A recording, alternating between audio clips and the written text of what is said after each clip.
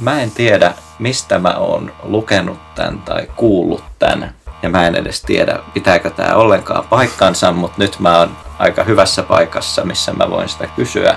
Mä oon siis kuullut bändin nimen, että mistä se tulee. Okei.